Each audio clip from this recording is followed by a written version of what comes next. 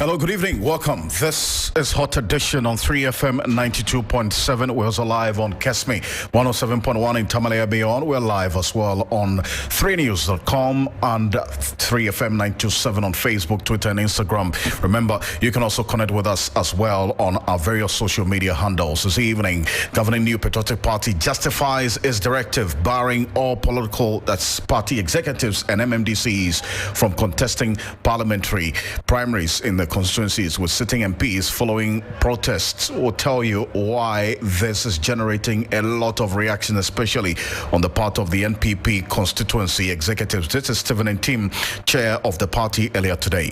The SONA provided an honest assessment of our country's situation and sought the support of Ghanaians in addressing the challenges facing our country with hope and confidence.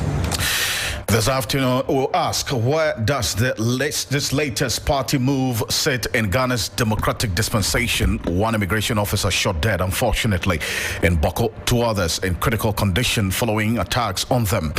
It is the latest incident to rock troubled Boko as tensions rise in the area. We're monitoring this quite closely. We'll be updating you as we go on here on Hot Edition on 3FM 92.7. The National Road Safety Authority to compulsorily remove broken down vehicles and trucks from roads as we speak, and they surcharge their owners for such removal. This is getting some reactions as well from road users. We'll tell you why. We'll be finding out more on this particular directive this evening here on Hot Edition on 3FM 92.7. We're also live on Kesme 107.1 in Tamale and beyond. We're live as well on Facebook. It's at 3FM 927. Let's get into the details now. I am Alfred Ocansey. If you're a New Patriotic Party executive at the regional, national, and constituency level looking to contest the party's primaries, you may want to reconsider that decision, especially in areas with sitting members of parliament. And bear in mind, we have 136 NPP MPs. Previously, until 2 weeks ago, there were 137, but unfortunately, the death of the Komewo Member of Parliament has reduced the numbers to 136. The Speaker of Parliament declared the Komewo seat vacant on Friday, and that means that the by-election is expected in the coming months. We're waiting on the Electoral Commission for that particular announcement, but this is because the National Council of the party, that's the NPP, has barred executives and MMDCs from contesting incumbents as a way of protecting the seats of these incumbent MPs. There's been mixed reactions following the announcement by the party. While some say the decision is welcome, others are already up in arms, alleging unfairness on the part of the national executives of the New Patriotic Party. We'll take a listen to the NPP, that's chair, Stephen and Tim, earlier today. Judith Awachutando, my colleague, was at the press conference, brings us this report. Patriotic Party, NPP, has settled on November 4, 2023 to hold a presidential primary to elect a flag bearer for the 2024 general elections and February 4 for parliamentary primaries. However, the National Council has barred national, regional and constituency party executives from contesting the constituencies where the party already has sitting members of parliament. While this may be good news for some MPs who have time and again called for protection, others believe it is somewhat unfair. I think there's been a normal practice. Last 4 years, MMDCs were not allowed to contest. I think the addition has to do with the constituency officers, and I would want to really see the reasons for that, because there are constituency officers who have the capacity to also be members of parliament, and if they intend to contest, I feel that they should be allowed to do that. National organizer of the party, Henry Nanaya Wachi, however, says the rationale behind this decision is to avoid division within the party.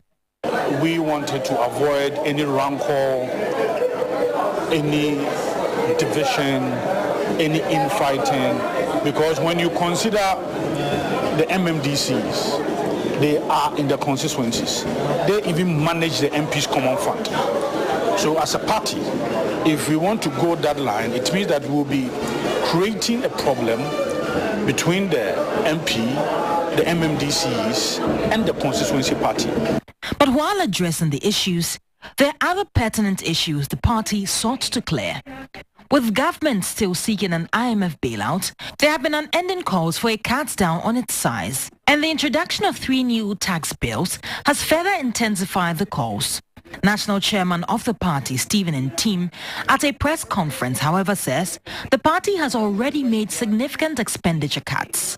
Between this government's first and second terms, the number of ministers and deputy ministers has been significantly reduced from 126 to 86. This is because we are a listening government. While reiterating the age-old claim of the COVID-19 pandemic and the Russia-Ukraine war being the cause of the economic downturn, Stephen Ntim says the MPP-led government has diligently managed the economy. The plain truth is that this government has managed the economy diligently and well. The hardships we are experiencing in Ghana are being experienced everywhere because of the COVID-19 pandemic and the Russian-Ukraine war. Whereas the opposing views, the party is sure its government will fix the economy soon enough to break the 8. As to whether or not these claims are the reality, Ghanaians might have to judge for themselves. Indeed. And you are there listening to us. You'll be the better judge of the current state of the economy, regardless of what the NPP chair has just talked about the management of this economy by President Kufuor. Let's hear from you. We're live on Facebook at 3FM 927. That's Stephen Ntim, as a report put together by my colleague Judith Awachitando.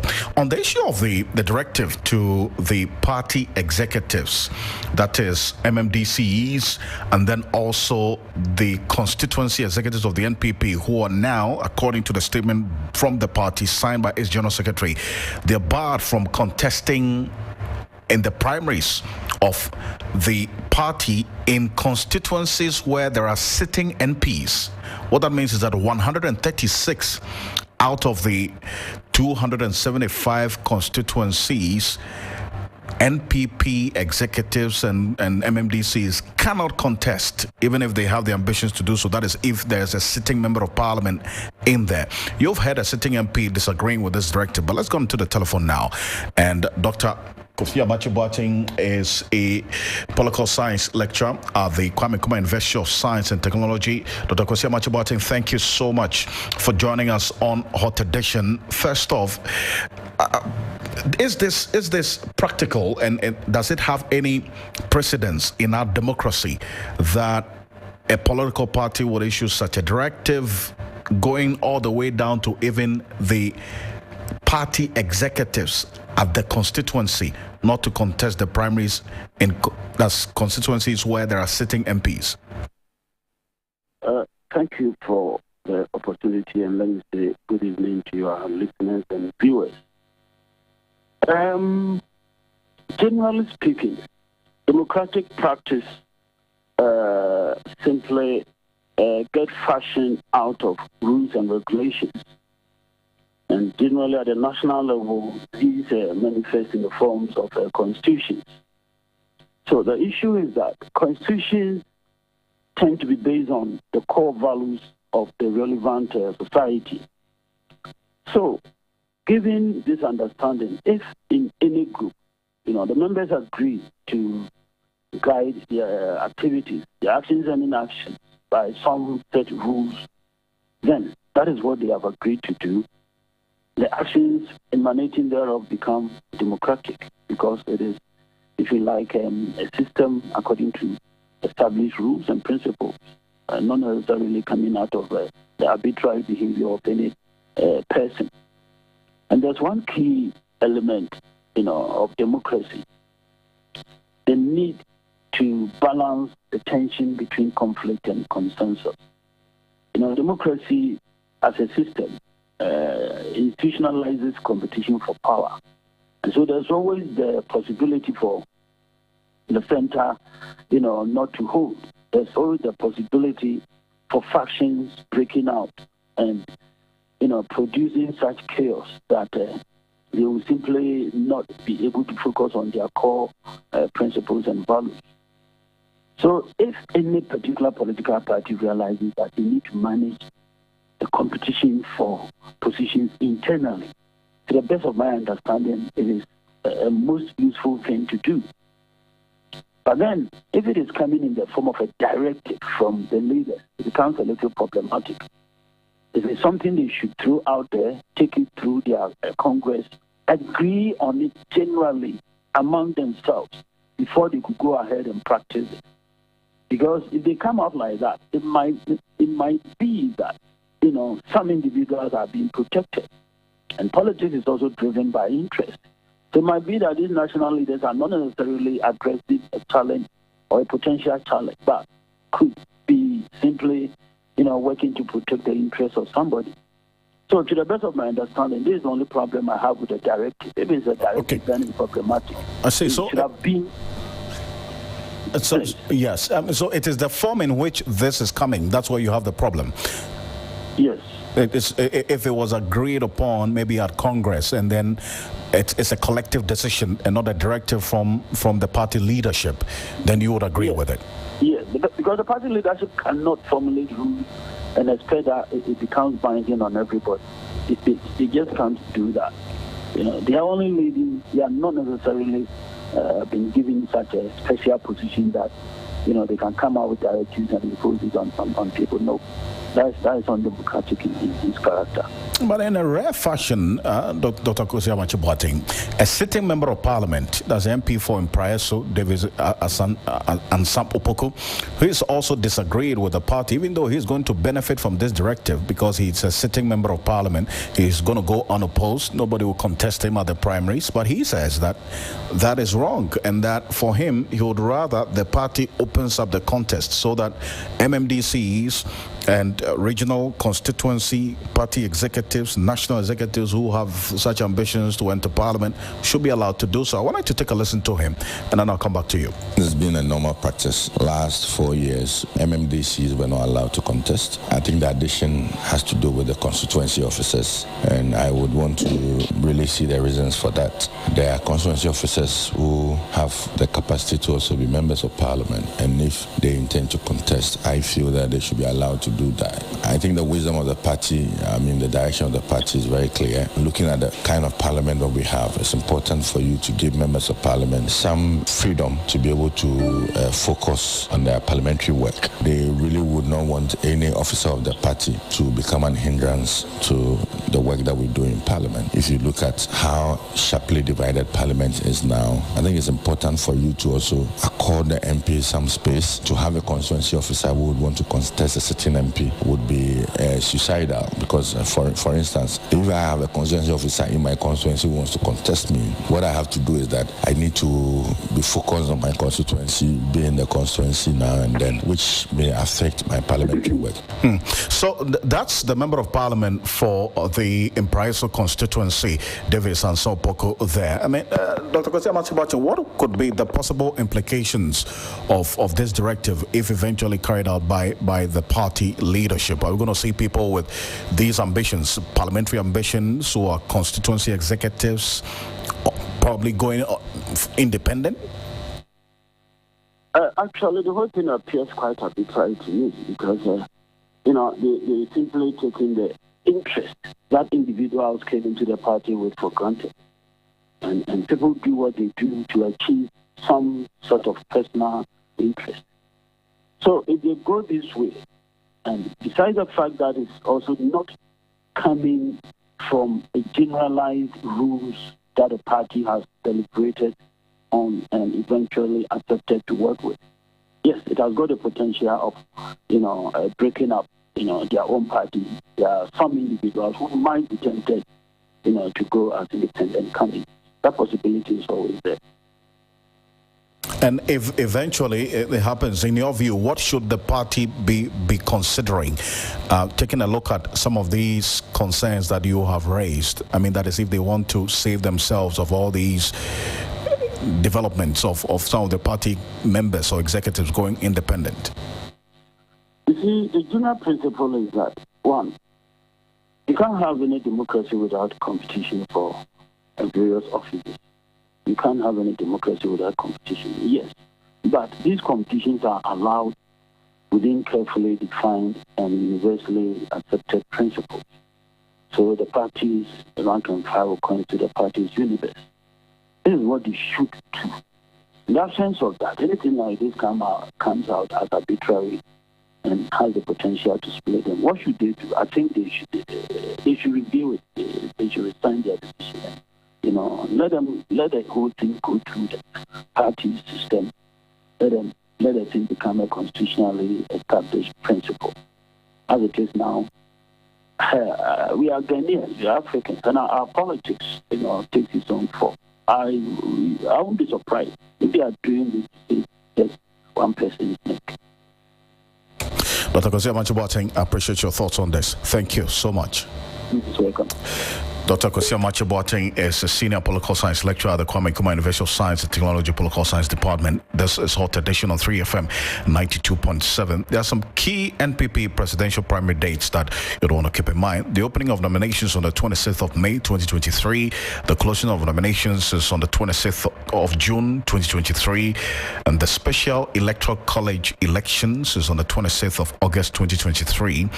And then also the National Congress to elect the party's presidential candidate to replace Nana Addo Dankwa Akufo-Addo going into the 2024 general elections as the NPP flag bearer is on the 4th of November 2023.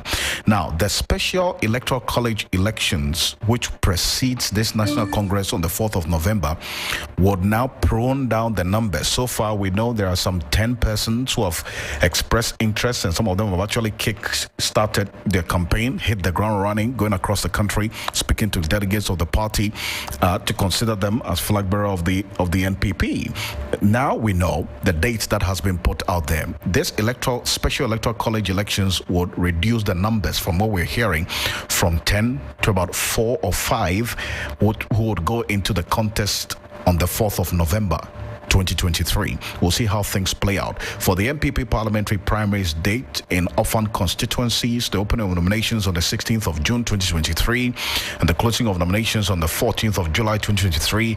Elections is on the 1st of August to the 2nd of December 2023. That's for the constituencies that the NPP does not have parliamentary representation. That is the constituencies that are held by the NDC. Then you have dates in constituencies with sitting MPs.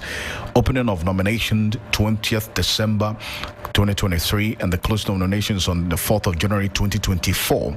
The elections in constituencies where they are sitting NPP MPs is on the 24th of February 2024. So that's how things are going to play out. We'll see how the coming days will look like. But one immigration officer stationed in Kusau area of the Upper East region has been shot dead by unknown gunmen on Monday, April 3. Now, 2 other officers are currently battling for their lives at the Boko Presbyterian Hospital after sustaining severe injuries and gunshot wound private vehicle to buy food at about 8 p.m. yesterday when the incident occurred. They were accosted by unknown gunmen who opened fire on them in front of the Boko police station. And this happened in front of the Boko police station. And that's where security analysts are raising serious concerns about how this could happen in front of the police station, and there was no response from the police who were present at the police station at the time that these immigration officers were attacked. Now, sources tell us after the gun incident, all the 3 were rushed to the Boko Presbyterian Hospital, but Assistant Inspector Philip Motti was confirmed dead on arrival. Assistant Inspector Erica Idia was transferred to the Tamale Teaching Hospital, while Assistant Inspector Lawrence Safari is currently being treated for gunshot wounds. That's what we are monitoring right now. Now, let's go on to the... But unfortunately, one part. I see, but based on your own preliminary information that you've gotten from the security personnel on the ground, is there any specific reason why these 3 were attacked when they went to town to go and buy food? I mean, why? In Boko, it's very difficult to be able to explain why sometimes even people decide to take their guns and start shooting.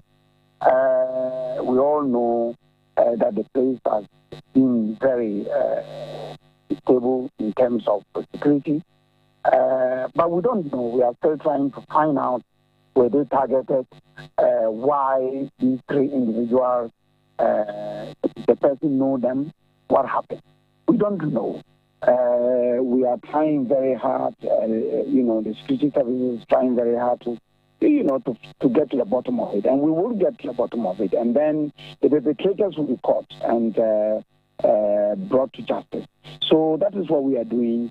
I have tasked my security couples to make sure that we get to the bottom of the matter and arrest whoever did this heinous crime on these 3 individuals.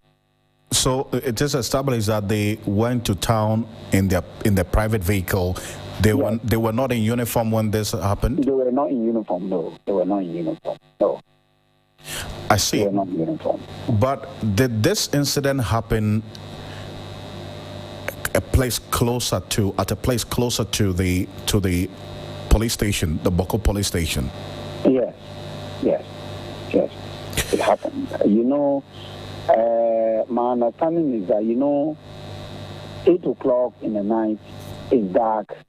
Somebody might be hiding somewhere. The police station is a walled police station. Somebody might be hiding behind a wall. Someone may be hiding. I hear there were some bars there. Someone may be hiding behind the bars, something like that. So it is very difficult. It's not as if it's an open space or an open place where if someone is moving along, you will see the person. It was in the night, around 8 o'clock in the night. So what we are doing also is to lead the town up. And, so far things have been there, almost about 500 to, maybe about 1,000 or so street lights have been given to MC and putting them up to make sure that we lead the place. But obviously, you cannot lead the whole entire town. So I'm sure the person was hiding somewhere. And that is why we are trying to find out, was it a targeted killing? Was it just that any car that was passing was shot into? What was the reason? Of course, they were not wearing uniforms, and they were not also in a marked vehicle, So we are trying to find out exactly why these individuals were hit. But it should concern you that, if this happened closer to the Boko police station, and after this incident, when the gunshots were happening and they were attacked, the police at the station could not come out to offer help to these persons who were being attacked? How come? Well, it is not as if somebody will walk into their car and attack them. Someone will be probably meters away, and the car is passing and they shoot into it. That is what happens in Boko. In most cases, they don't come to the car and stop the car and shoot into the car. No, the car will be a moving car, and someone will be hiding somewhere, some meters away. I'm not a security person. I don't know how long AK-47 or whatever gun that they use will go. But if the person is meters away, it's very difficult. He shoots and then he moves away. That is usually what happens in Boko. You understand? So it's not as if he was very close to the culprit, or he shot there and came to the car. No. It's because, of course, when the gunshots were heard, of course, the police, closer to the police station, of course, the police will come out to find out what is happening. But by the time the person is not close by, he's far away and he's shooting into a moving car. That is what happens. Wow. So they are not even attacking you to steal from you. They are just shooting you at will. No. It's not as if, if they were to, so far, it doesn't seem as if it's a robbery. Do you understand? Because if it's a robbery, then probably they would have gone into the car to try and search and pick things from the car. In this instance, we don't think that it is robbery. So we are still investigating to find out the motive of this heinous crime that the individual did. Noble Seven Yakubu, hold on a bit for me. Adib Sani is a security analyst, and he's been monitoring the happenings in Boko as well. Adib, you've been listening to the regional minister, giving details of what he's been briefed so far and how things happened. From your own lenses, what could possibly be the reason for these attacks on these, we understand, 3 immigration officers who were in a private vehicle? They were not in uniform, but it is not a robbery attack. It happened close to the Boko police station. They were shot at. Nothing was taken away from them. One is dead. as we speak. Well, first of all, let me say good evening to you. A special good evening to Honorable Stephen Yakubu. Let me commiserate with him because I know what it feels like to, be in charge of affairs at this time. Indeed, from all indication, this looks more like a random act of violence based on wrong intelligence on perhaps one of the tribes. Mostly, what happens is, like the regional minister rightly mentioned, they lay ambush, and if the vehicle is moving, even at top speed, they are able to aim at it and fire randomly into the vehicle, hoping that they are able to get their target. And before it happens, what they usually do is they have people at lorry stations going out or coming into Boku, and they are able to share that intel. If they find out that one or two of the passengers is wanted by either tribe, that is how come someone I knew was his vehicle. As for him, they stopped the vehicle and they massacred them.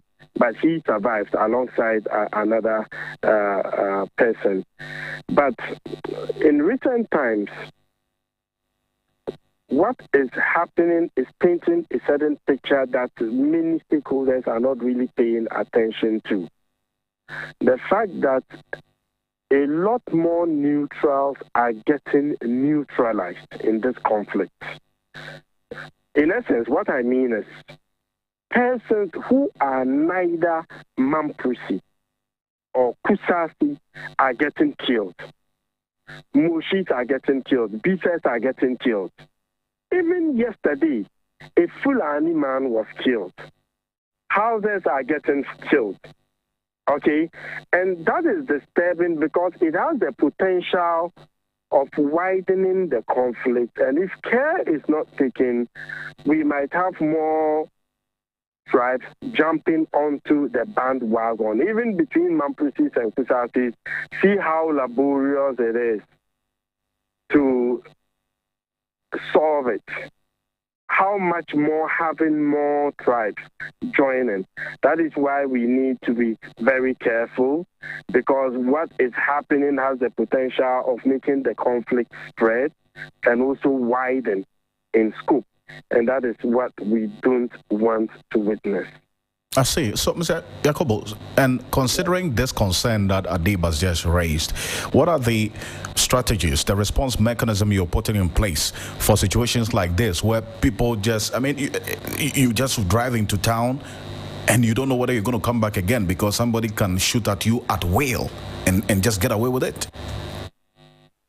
Yes, you see, the last speaker just hit the nail on the, on the hammer on the nail. And, it is us as Ghanaians, and also probably people who live in Moko, that are probably suffering.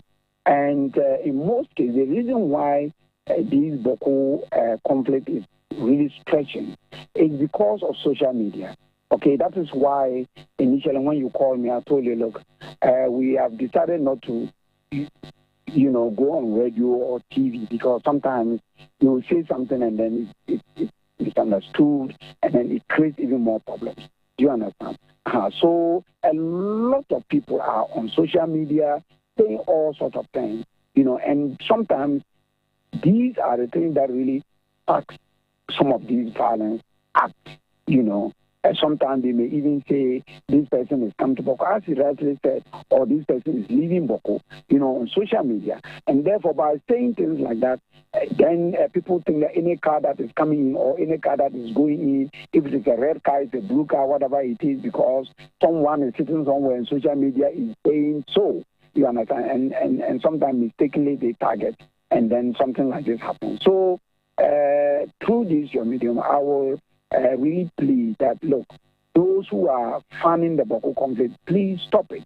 because we want to bring Boko back to its normal glory.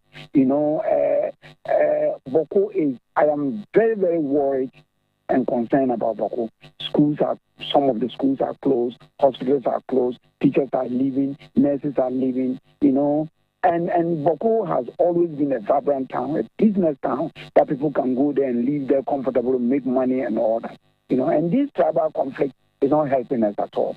So all Ghanaians should pray for Boko, and also the social media, please go slow on Boko. And then, but on government side, government is doing great things there in terms of security, but they are bringing in 1,000 police and military personnel specifically for Boko. And so far, we have about 200 soldiers already in there, specifically for Boko, trained to go and handle Boko. So these are some of the things that the government is doing. Okay. And so very, very soon, I think things will be better. And in fact, for the past 3 weeks or so, if not yesterday, things have been relatively calm. And we even, through that, we have to even, vary the curfew from, 8 to 5, now 10 to 4, because Boko was kind of relatively getting better. So let's keep on. We are keeping on. We are doing our best, and we are trying. And a lot of things that I cannot tell you what we are doing on the radio, but we are doing a lot to make sure that Boko comes back. I think that's respected, and indeed, many who are listening to you would also expect us. While we pray, you, as the chair of the Regional Security Council, would also put the right measures in place to ensure that doesn't happen again. But thank you so much for your time. Appreciate it. He is the Upper East Regional Minister, and then also the chair of the Regional Security Council, Stephen Yakubu, there. Adib Sani, thank you so much for your time as well. Appreciate it. Adib Sani is a security analyst, also joining us with his thoughts on this. We are keeping a close eye on what's happening in Boko and how things play out. We'll definitely be updating you here on 3FM 92.7 and also 3news.com. Now, 2 organized labor unions insist the payroll monitoring by the Fair Wage and Salaries Commission is a complete waste of time and government funds and other resources. To the Health Services Workers Union and the Coalition of Concerned Teachers Ghana, it is a duplication of functions, as similar exercises have already been conducted by the Finance Ministry and the Controller and Accountants General Department. The exercise is to check payroll fraud and also to reduce government wage bill of 15.2 billion cedis expended on over 700,000 public sector workers. The Director General of the Internal Audit Agency, Dr. Eric Odrosine, has cited the education and the health sector payrolls as overbloated. Risky areas where we think this payroll and unearned salaries are on the increase. One, you take the educational sector of the Republic of Ghana, you take the health sector of the Republic of Ghana, you take the local government sector. I'm not saying it is widespread in these areas. They are risky areas, and if we don't keep an eye on the payroll of these sectors, it will keep bloating and it will affect us. And the other areas we are looking at is the tertiary institutions.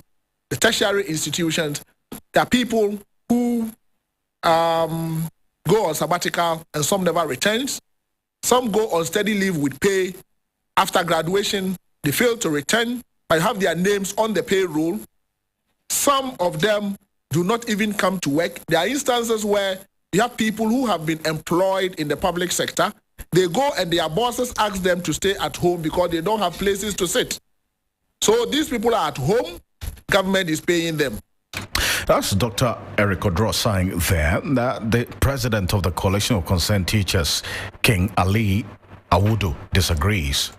When it comes to Ghana Education Service, which monies at all do we take that everybody wants to put an eye on Ghana Education Service? I don't really get it. I don't get it. And they do these things, and teachers will leave classroom for a day or two trying to get their documents verified. And contact hours are affected. About last 3 years ago, Auditor General Department did a similar thing. I did mine at Accra Academy. Teachers will come and queue and the day will end, and it will not get to his turn to get his documents verified.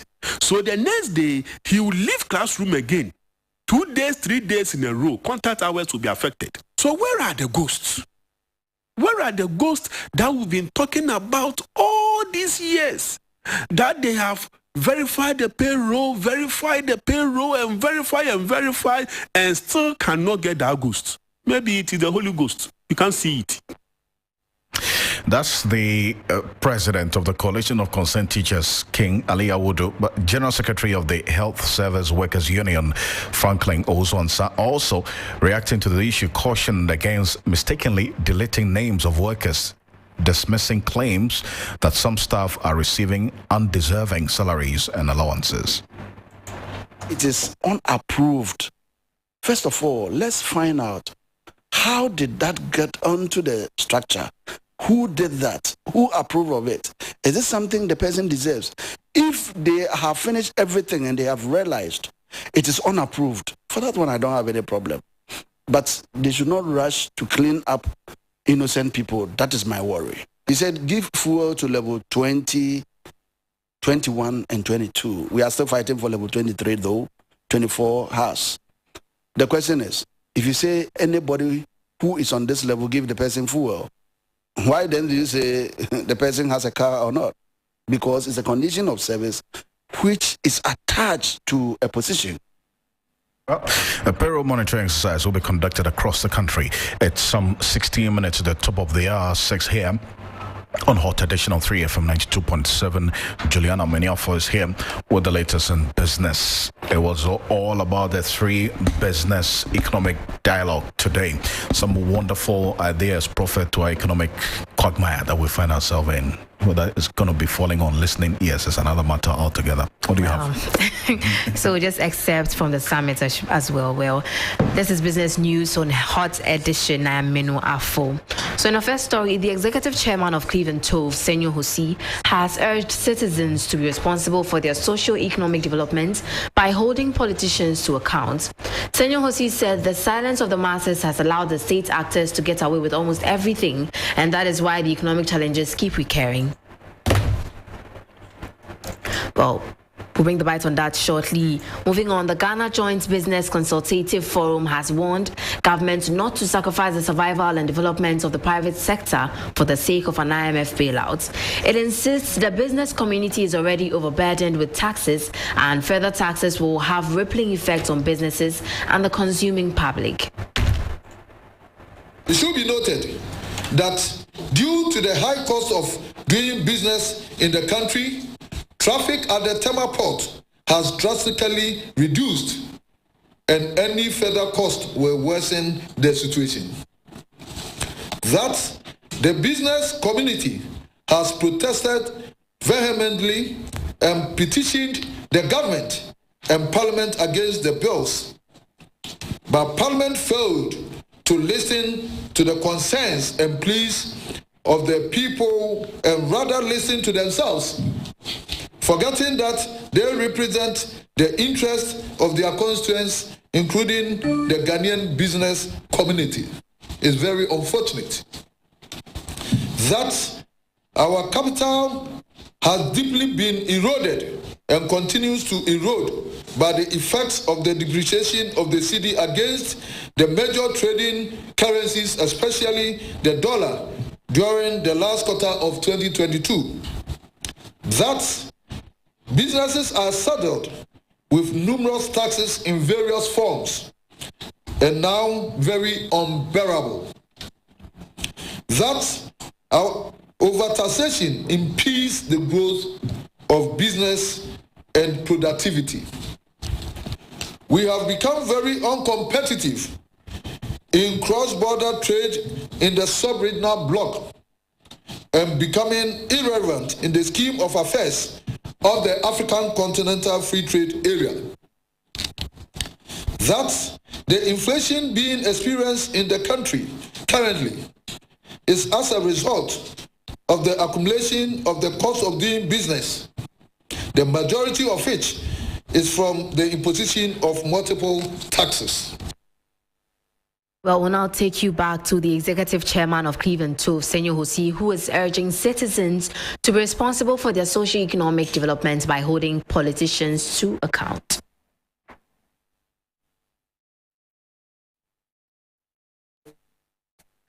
It becomes a matter of subjectivity. It becomes a matter of policy. Who drives policy? The policy makers, the policy actors are the ones who drive policy. Of course, the policy makers ultimately are the government and its institutions. The policy actors are every single person here who demands an action of government, like yourself and most of us sitting here. What do we demand of government? Do we have for our own self a definition of what's optimal? Our politicians are not thinking. It's no debate because they don't even have space to think. Have you visited a minister before? The people who are lining up. When will this man get the chance to even think?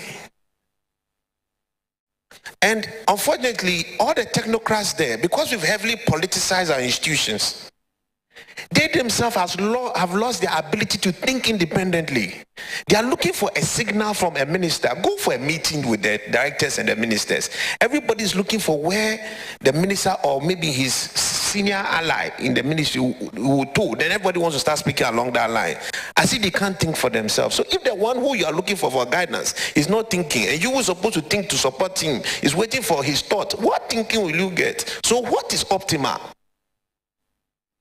What is optimal? In Scandinavia, optimal is different. In America, optimal is different. But you cannot perpetually be taxing our way out of problems which never get solved. We create a vicious cycle. You are right about the third debt recovery levy. It's one of the most amazing levies in this country. It started, we had about 400 million cedis, and way back then, maybe, I don't know, what that would be like 4, and we kept paying. The only debt that grows when you even pay down more is the third debt recovery levy. We'll now wrap up business news on Hot Edition. I'm Menu Afo. Stay with us for more news. Manu, thank you. Thank you so much. You can find more on 3news.com as well as on TV3 Ghana on Facebook. And Ore Kwampofo is here with the latest in the world of sports. Some Premier League matches tonight. Yeah. It's a packed week ahead. So there's midweek action. Today is the day of reckoning for the Blues after celebrations over the weekend. Due to Graham Potter losing his job, now reality has dawned on them that they face Liverpool. Absolutely, and they have a standing coach who says he's literally like a virgin. I mean, he's not really handled. Yeah, very little experience. Every experience that he's had has been with Graham Potter, but today he has to do it alone. And his name is Bruno Salter. He is the interim coach of Chelsea as the board continues to look for a replacement. But tonight he faces his first challenge, a very difficult one, as they welcome Jurgen Klopp's Liverpool, who are in search of a massive 3 points after their whooping at the Etihad against Manchester City. Salter believes that the fans would play a crucial role if Chelsea are to be successful tonight. Expressing themselves, that's what we need. I thought the players they gave everything last weekend. The scoreline didn't go for us. As you mentioned already, we created chances, we didn't convert, and what we try to do is all those chances that we created to convert them. The players, they always need the supporters behind. Is the player number 12, and it's a massive difference when there is that energy in the stadium. We saw that against Dortmund, and that's what we need. Well, from football, let's quickly touch on boxing, where Amir Khan has been given a 2-year ban from all sports after he tested positive for a banned substance following his fight with Kell Brook last year. But he has denied any wrongdoing. An independent tribunal accepted the argument, ruling out deliberate or reckless conduct by the 36-year-old. I've never cheated in my life. I'm the one who wanted the testing on the fight, and also the amount that it was, the amount that was in my system could have been by shaking people's hands, and it was How does a bodybuilding drug get into your system? That is the question, isn't it? I don't know what drug was in my system. Ostarine. So, and at the same time, I'll be in touch. I'm gonna give my views anyway. But like I said, I've never cheated in my life. I will never cheat. And like I said, I am a retired fighter, so I've got a 2-year ban now, which is quite strange and funny that they banned me. I'm already retired anyway. So no comeback plans then, clearly? No comeback plans at all. But like I said, I've never cheated and I never will, and that's just not something I would do. Well, there you do have Khan definitely ruling out any allegations, but it's a developing story, and once we do have any updates, we would provide you with them. But before we go, just an update in terms of some transfer stories all the way back in the 90s, because former sporting director of PSV, Frank Arnesen, has opened up on how he discovered Ronaldo de Lima at Cruzeiro. The 66-year-old revealed to 3 Sports that it was a difficult task fending off competition for the Brazilian superstar. In 94, so I look about this guy, and there was Ronaldo, there were so many good players on the list, Rivaldo, and name it now.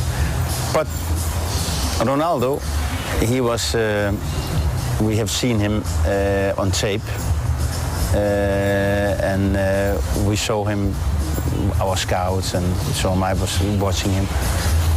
And then they said he has signed a contract for Inter Milan. So I said, okay, we can get him. It was in January.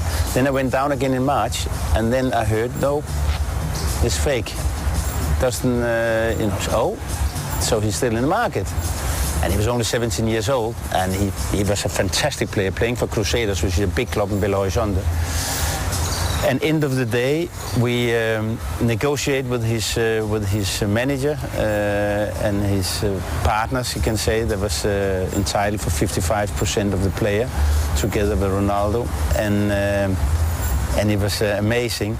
So we agreed with him that after World Championships was over, and he should come to us. And so that was Ronaldo de Lima, definitely one of the greats in the game of football. But that's how we'll be wrapping up the sports here on Hot Edition. I don't know if whether you watch enough of Ronaldo. Akofa is asking who Ronaldo de Lima is. All she knows is Cristiano Ronaldo. So, I mean, if you just help us. Cristiano Ronaldo has someone that he respects. Absolutely. The original Ronaldo. The original Ronaldo. From Brazil. The Brazilian player. To any of this. Do you know Ronaldo? What's his name? Ronaldo what? De Lima. De Lima. Do you know him? Hey, who can't money you? That's what he said. Alfred, let's not do this. Well, let's just go. Coming up on entertainment tonight, popular Ghanaian comedian Funny Face has said life got tough for him after he got back from rehab. Now, the Choko Trotro actor revealed that apart from losing his brother and father, he was robbed of all his belongings upon returning from rehab. The comedian opened up about the unpleasant experience while reacting to the story of a fan who wants to attempt suicide. My brother, you've been through a lot, but listen, this somebody who sacrificed all his career, all his life, years, to have a meltdown publicly. Yes. And you know, Ghanaians, they won't spare you, they will give it to you. They were insulting me left, right, center. Listen, what this guy is going through, bruv, listen, don't do it. Don't kill yourself. Let me tell you something. I know you are going through pain.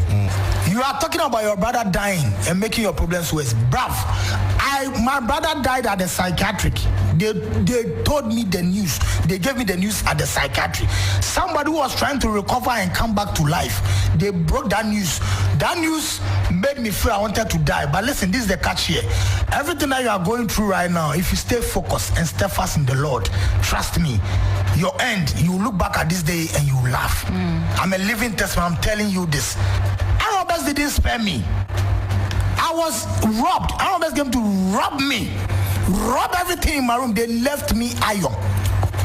Yellow iron. Listen, Monday, I only had 1 day to rest. Monday. Tuesday, 6th December, my father died. Wow. Yeah, somebody who have come back from psychiatric. Listen, that's why, listen, what you are going through now, cast your mind. There will be somebody that you trust. Don't give up on that person. Tell the person everything, and listen to what the person will advise you, so you stay real. Because my own, it was my manager. While staying a while longer on Funny Face, the comedian says he felt bad when an armed robber said he felt proud to see him as his cellmate. One armed robber asked me that, I used to watch you on TV, Choco Trotro. Today, you're my cellmate. I'm so proud of myself. Wow. When the armed robber said that, I felt bad. If me being in cell is making an armed robber proud, why? What have I achieved? What legacy am I leaving? But how's the prison condition like? It's not easy. It's not easy. You know, you feel lonely. You feel you've been caged. You can't go out, especially when you have your freedom like mine. Yeah. I used to be happy, go bubbly person, hyper. Hey, and now you're at one corner. You know, mosquitoes are sending me message through my leg, biting me up and down and everything. So you sit down and then it's not easy. They are going through a lot. And that's comedian Funny Face in an interview with Giovanni Caleb and Aja Kwaku-Sapon on the 3FM Drive. Moving on, Ghanaian female rap goddess Eno Baroni has said that she does not compare herself to anyone in the rap game. The 22nd VGMA Rapper of the Year also spoke about her love for journalism since childhood while exhibiting her journalistic skills on New Day earlier today. I think I'm not really here to compete with anybody but myself. So I just see myself like I'm better than myself yesterday, but I don't really want to compare myself to anybody. I love that. I never thought I was ever going to be a musician, even though I loved music in school and everything. Yeah, I wanted to be a journalist. Like, oh wow! Yeah, that's what you wanted to? Yeah. You know what got in touch with me? you used to have that in you. Yeah, I think so. I hosted a program at Adumafin for like 8 years. Okay, so really? Okay, so let's make those. So introduce this for us. Can you? Yeah. Okay. Good morning and welcome to the news on New Day Live from the John Hammond Street at Kanda here in Accra. My name is Eno Baroni. Come on! We love it. And that's Eno Baroni in an interaction with AJ and Roland on New Day earlier today. Thanks for your time. The entertainment news is powered by 3 Entertainment. My name is Akofa. Alfred, Akofa, you're back at 8 o'clock? I am back at 8 with Wind Down. Wind Down? Absolutely. Wind us down, as always. Yeah. I do my best. Indeed. Yeah. You are the best at it. Thank you so much. Great stuff. And you'll be on later at 10? Yeah, 10 p.m. Yeah, with Ghana tonight. Absolutely. And you're the best at what you do as well. Thank you. Yeah. Anyway, thank you for staying with us. But before we go, 51 persons who allegedly attacked employees of Golden Star Wasa Limited and destroyed several property belonging to the company have appeared before District Court B in Takwa. The pleas of the accused persons who were arrested in batches have not been taken. The prosecutor, Superintendent Juliana S.L. Datsi, appealed to the court presided by Justice Isaac Osei Asari to remand the accused persons for 2 weeks to enable them to complete the investigations that were underway. Also, 11 new charges have been leveled against the former Northern Development Authority officials and one private man who have withdrawn the initial charges leveled against the 4 accused persons. So you can find these and more on 3news.com. On behalf of the rest of the team, thank you for staying with us here on Hot Edition on 3FM 92.7. The drive continues with Giovanni, AJ, and DJ Faculty. Join me at 10 p.m. for Ghana Tonight. I am Alfred Ocansey. Have a good evening. 3FM 92.7.